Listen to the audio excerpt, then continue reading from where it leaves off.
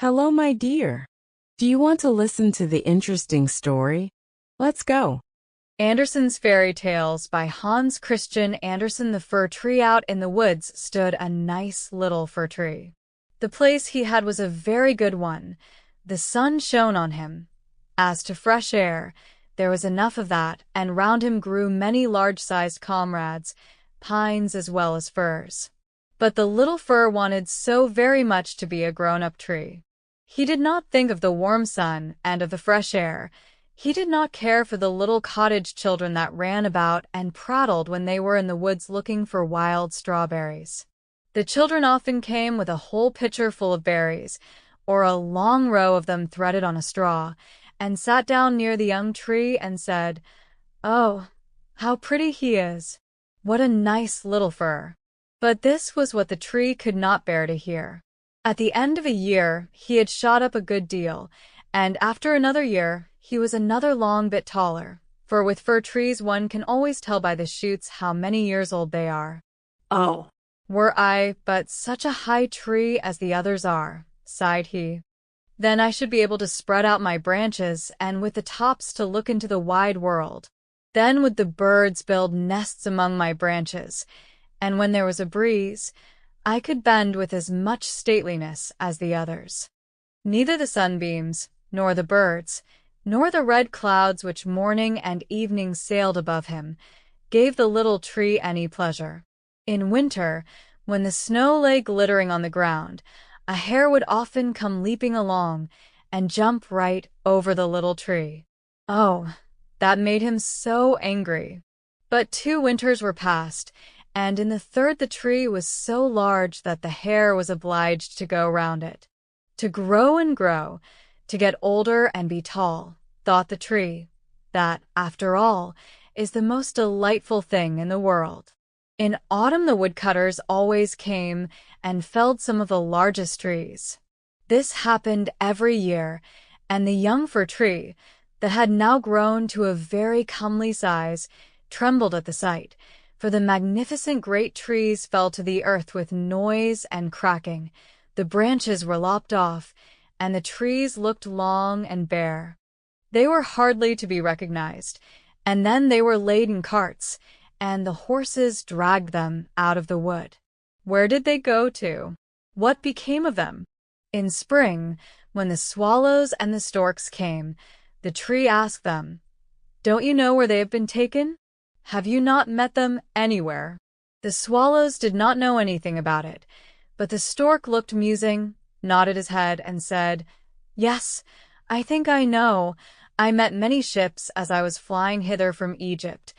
On the ships were magnificent masts, and I venture to assert that it was they that smelt so of fir. I may congratulate you, for they lifted themselves on high most majestically. Oh, were I but old enough to fly across the sea. But how does the sea look in reality? What is it like?" "That would take a long time to explain," said the stork, and with these words off he went. "Rejoice in thy growth," said the sunbeams. "Rejoice in thy vigorous growth, and in the fresh life that moveth within thee." And the wind kissed the tree, and the dew wept tears over him. But the fir understood it not. When Christmas came, quite young trees were cut down, trees which often were not even as large or of the same age as this fir tree, who could never rest, but always wanted to be off. These young trees, and they were always the finest looking, retained their branches. They were laid on carts, and the horses drew them out of the wood. "Where are they going to?" asked the fir. "They are not taller than I. There was one indeed that was considerably shorter. And why do they retain all their branches?" "Whither are they taken?" We know," chirped the sparrows. "We have peeped in at the windows in the town below. We know whither they are taken. The greatest splendor and the greatest magnificence one can imagine await them.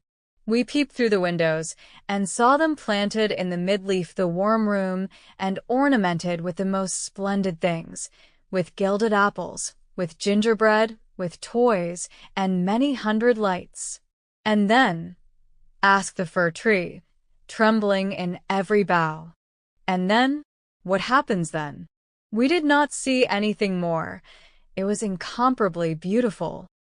I would fain know if I am destined for so glorious a career, cried the tree, rejoicing. That is still better than to cross the sea. What a longing do I suffer! Were Christmas but come! I am now tall, and my branches spread like the others that were carried off last year. Oh, Were I but already on the cart! Were I in the warm room with all the splendor and magnificence! Yes, then something better, something still grander, will surely follow, or wherefore should they thus ornament me? Something better, something still grander must follow. But what? Oh, how I long! How I suffer! I do not know myself. What is the matter with me? Rejoice in our presence, said the air and the sunlight. Rejoice in thy own fresh youth. But the tree did not rejoice at all. He grew and grew, and was green both winter and summer. People that saw him said, "What a fine tree!" And towards Christmas he was one of the first that was cut down. The axe struck deep into the very pith. The tree fell to the earth with a sigh. He felt a pang. It was like a swoon. He could not think of happiness, for he was sorrowful at being separated from his home, from the place where he had sprung up. He well knew that he should never see his dear old comrades, the little bushes and flowers around him, any more. Perhaps not even the birds. The departure was not at all agreeable. The tree only came to himself when he was unloaded in a courtyard with the other trees, and heard a man say, "That one is splendid. We don't want the others." Then 2 servants came in rich livery and carried the fir tree into a large and splendid drawing-room. Portraits were hanging on the walls, and near the white porcelain stove stood 2 large Chinese vases with lions on the covers. There, too, were large easy chairs, silken sofas, large tables full of picture books and full of toys, worth hundreds and hundreds of crowns, at least the children said so. And the fir tree was stuck upright in a cask that was filled with sand. But no one could see that it was a cask, for green cloth was hung all round it, and it stood on a large gaily colored carpet. oh, How the tree quivered! What was to happen? The servants, as well as the young ladies, decorated it.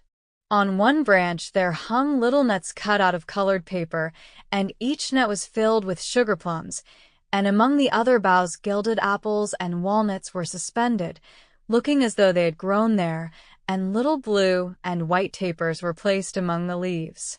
Dolls that looked for all the world like men, the tree had never beheld such before, were seen among the foliage, and at the very top a large star of gold tinsel was fixed.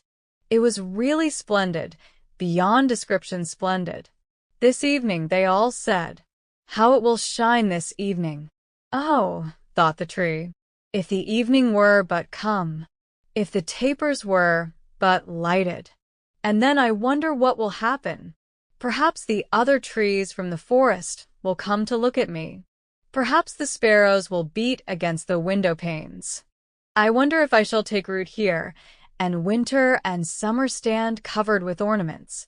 He knew very much about the matter, but he was so impatient that for sheer longing he got a pain in his back, and this with trees is the same thing as a headache with us. The candles were now lighted. What brightness! What splendor! The tree trembled so in every bough that one of the tapers set fire to the foliage. It blazed up famously. "Help! Help!"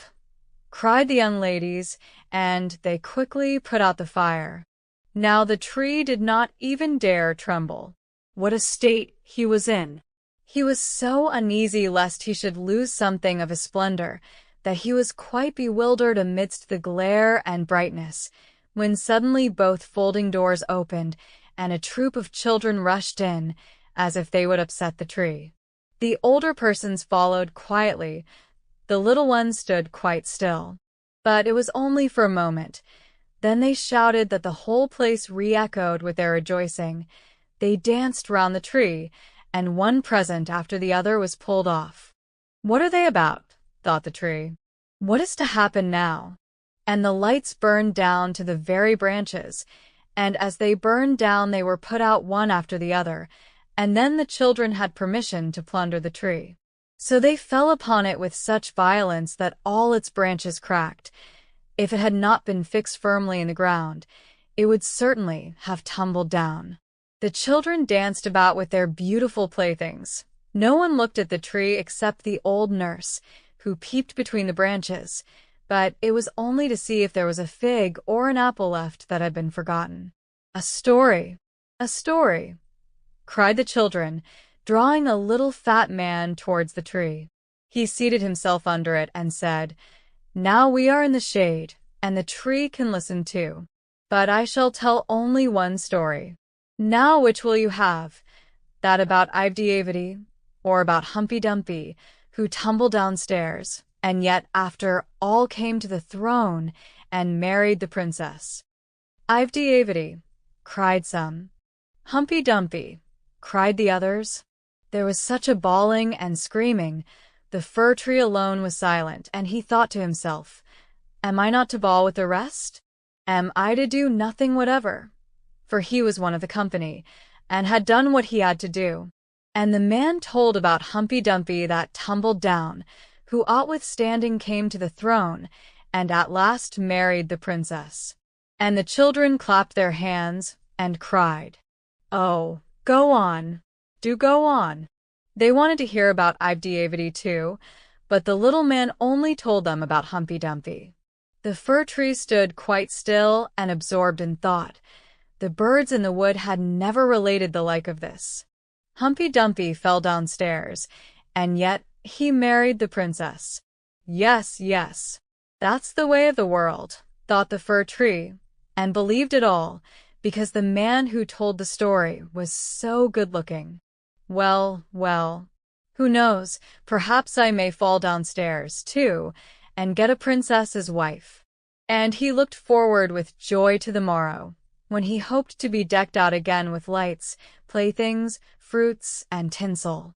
"I won't tremble tomorrow," thought the fir tree. "I will enjoy to the full all my splendor. Tomorrow I shall hear again the story of Humpy Dumpy, and perhaps that of Ivedy too." And the whole night the tree stood still, and in deep thought. In the morning the servant and the housemaid came in. "Now then the splendor will begin again," thought the fir. But they dragged him out of the room and up the stairs into the loft, and here, in a dark corner where no daylight could enter, they left him. "What's the meaning of this?" thought the tree. "What am I to do here? What shall I hear now, I wonder?" And he leaned against the wall lost in reverie. Time enough had he too for his reflections, for days and nights passed on and nobody came up, and when at last somebody did come, it was only to put some great trunks in a corner, out of the way.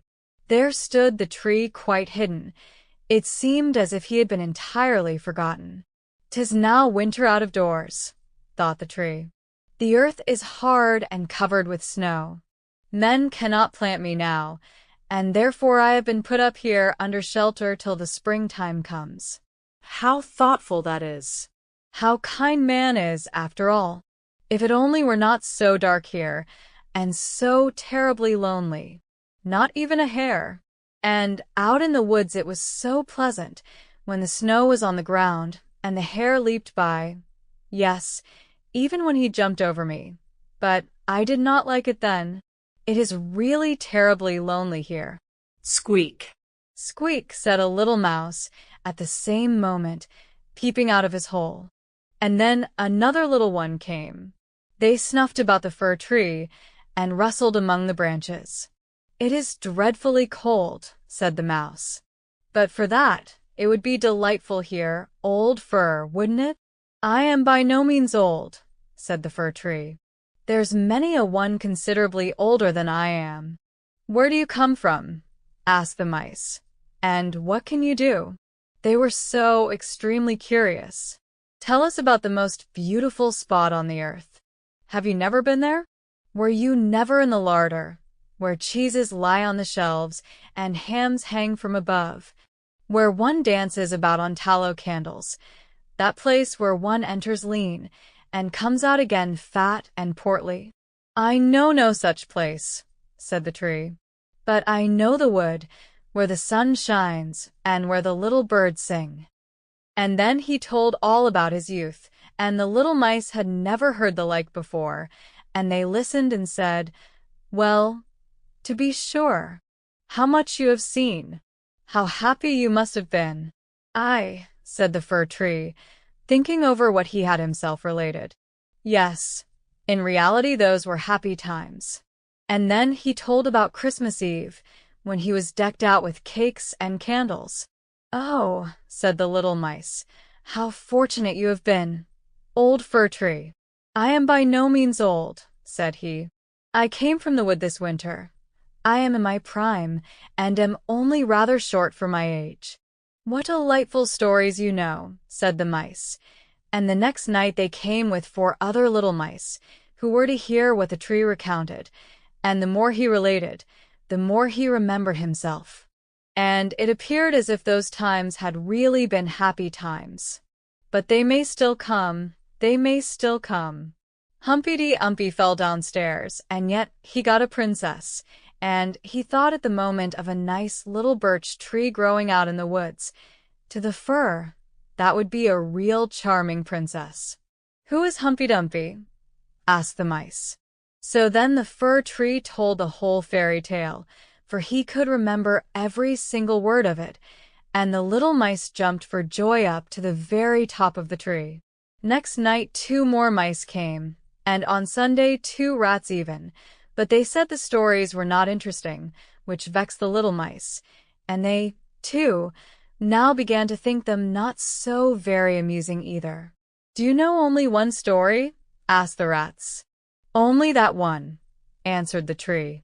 "I heard it on my happiest evening, but I did not then know how happy I was. It is a very stupid story.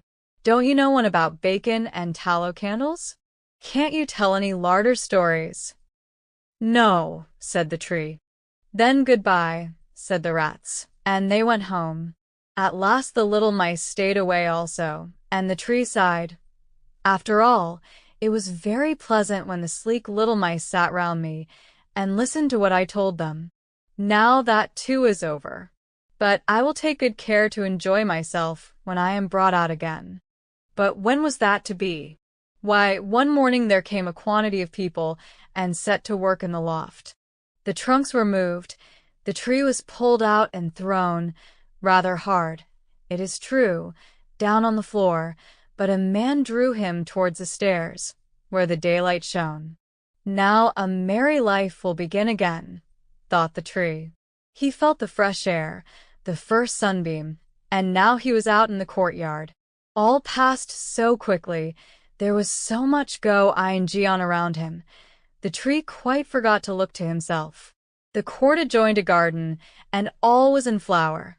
The roses hung so fresh and odorous over the balustrade, the lindens were in blossom, the swallows flew by, and said, "Quirvit, my husband is come," but it was not the fir tree that they meant. "Now then, I shall really enjoy life," said he exultingly, and spread out his branches. But, alas, they were all withered and yellow. It was in a corner that he lay, among weeds and nettles. The golden star of tinsel was still on the top of the tree, and glittered in the sunshine. In the courtyard some of the merry children were playing who had danced at Christmas round the fir tree, and were so glad at the sight of him. One of the youngest ran, and tore off the golden star. "Only look what is still on the ugly old Christmas tree," said he, trampling on the branches, so that they all cracked beneath his feet. And the tree beheld all the beauty of the flowers and the freshness in the garden. He beheld himself, and wished he had remained in his dark corner in the loft. He thought of his first youth in the wood, of the merry Christmas Eve, and of the little mice who had listened with so much pleasure to the story of Humpy Dumpy. "'Tis over, 'tis past," said the poor tree. "Had I but rejoiced when I had reason to do so. But now 'tis past, 'tis past." And the gardener's boy chopped the tree into small pieces. There was a whole heap lying there. The wood flamed up deeply. Each sigh was like a shot. The boys played about in the court, and the youngest wore the gold star on his breast which the tree had had on the happiest evening of his life. However, that was over now, the tree gone, the story at an end. All was over. Every tale must end at last. Do you like the story? If you want to listen interesting stories like this, subscribe now this channel. See you soon.